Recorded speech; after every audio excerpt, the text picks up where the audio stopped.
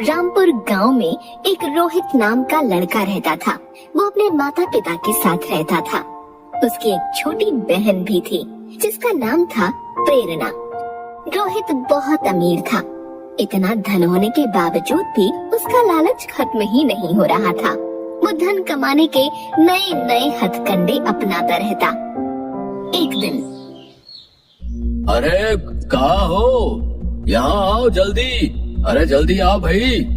क्या हुआ? आ रही हूँ। इतना हड़बड़ाए हुए क्यों हो? तुम्हें पता है उस शापित घड़े को लेने के चक्कर में फिर से एक आदमी मारा गया। अरे रे, सब लोगों को पता है उस घड़े के बारे में, फिर भी लोग न जाने क्यों उस घड़े को लेने की कोशिश करते हैं। हाँ हाँ, कह तो तुम सही रही हो। माँ पिताजी, आप लोग किस घड़े के विषय में बात कर रहे हैं? किसी भी नहीं, किसी भी घड़े की नहीं। रोहित, आज काम पर नहीं जाओगे क्या? बस जा ही रहा था। इतना कहकर रोहित घर से निकल जाता है। तभी रोहित की माँ कहती है, अच्छा हुआ रोहित को कुछ पता नहीं चला। हाँ, सही कह रही हो। इधर रोहित के दिमाग में बस शापित घड़े की ही बात चल रही थी। वो चलते चलते बस यही सोच रहा था कि उस शापित घड़े का क्या रहस्य है। वो जा ही रहा होता है, तभी उसे दो लोग दिखाई देते हैं और वो उसी घटना के बारे में बात कर रहे थे। वो उनकी बातें सुनने के लिए वहाँ रुक जाता है, लेकिन रोहित को देखते ही वो दोनों चुप हो जाते हैं। आप दोनों चुप क्यों हो गए? मुझे भी बताइए उस घड़े के रहस्य के बारे में। अरे जाओ जाओ, हमें कुछ नहीं बताना, जाओ।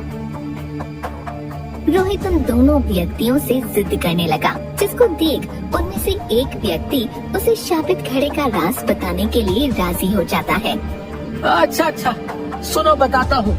बहुत सालों पहले इस गांव पर पड़ोसी राज्य के राजा ने हमला कर दिया था। हाँ, और राजा ने अपने धन को बचाने के लिए अपना सारा धन एक घड़े में भरकर पहाड़ी के पीछे बने हुए कुएं में छिपा दिया था और उसे मंत्रों की मदद से शापित कर दिया था। लेकिन युद्ध के समय राजा मारे गए। पड़ोसी राज्य के राजा ने उस धन को खोजने की बहुत कोशिश की, लेकिन उसे वो धन नहीं मिला। लेकिन थोड़े दिन बाद उसे उस खजाने के बारे में पता चल गया और वो खजाना लेने वहाँ गया। लेकिन जैसे ही उसने घड़े को छुआ, वो मारा गया। लोग ऐसा कहते हैं कि उस खजाने की रक्षा एक राक्षस कर रहा है जो बहुत ताकतवर है।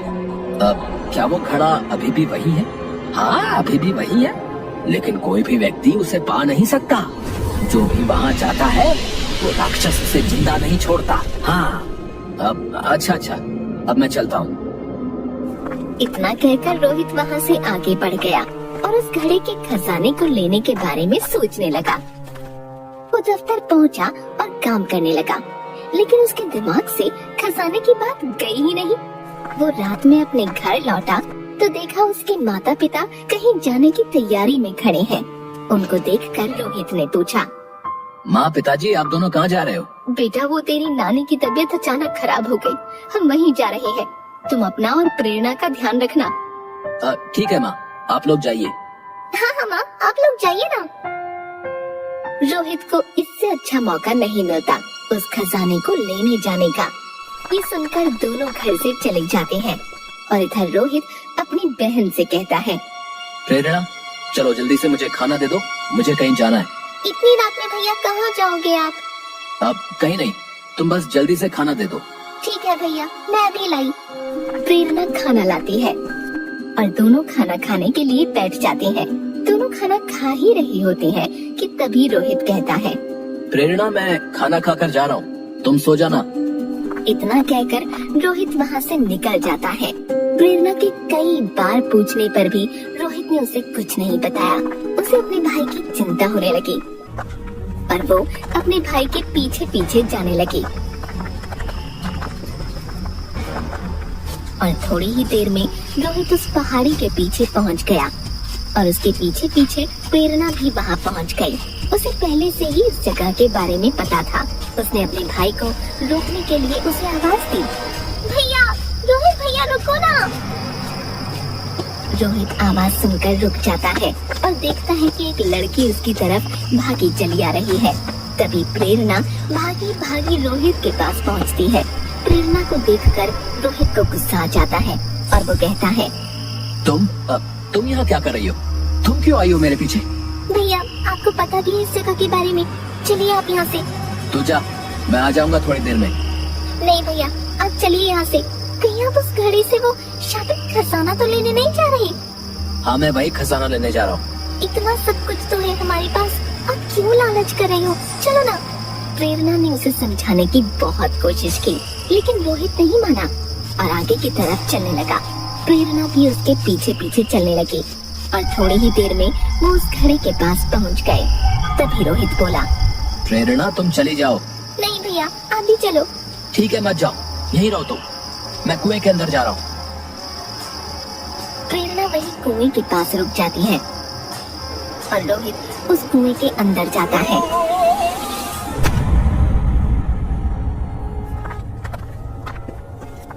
और उसके पीछे प्रेरणा भी उस कुएं में चली जाती है। रोहित थोड़ा आगे बढ़ा तो उसे घड़ा दिखाई दिया जिसमें सोने के सिक्के भरे थे। वो वहीं रुक गया। प्रेरणा भी वहीं छिप गई। वहीं उस घड़े को देखकर रोहित की खुशी का ठिकाना नहीं रहा और वो उस घड़े के पास जाकर कुछ देर तक उस घड़े को देखता रहा।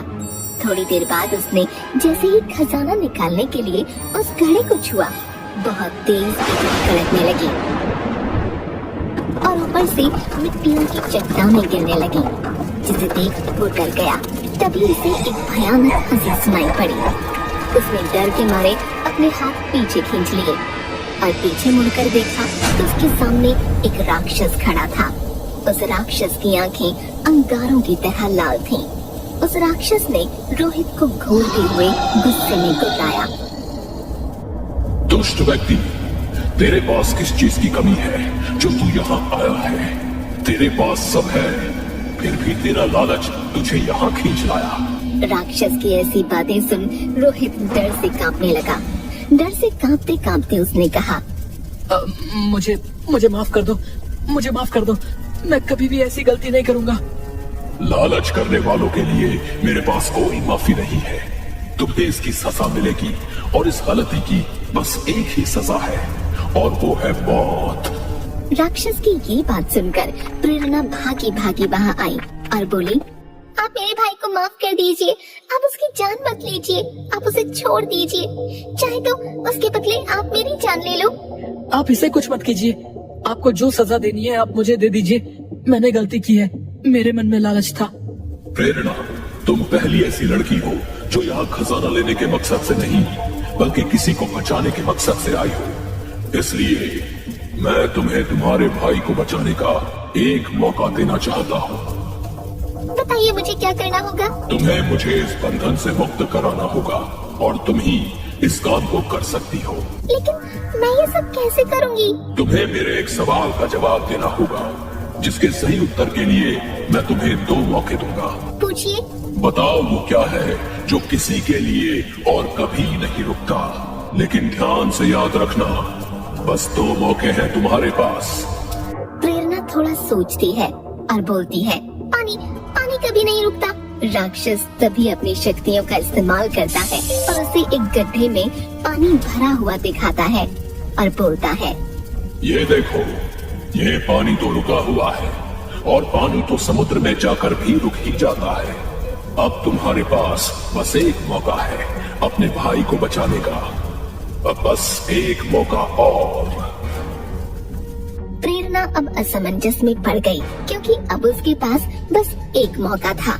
वो सोच में पड़ गई। तभी वो राक्षस बोला, जल्दी कर लड़की, समय निकला जा रहा है।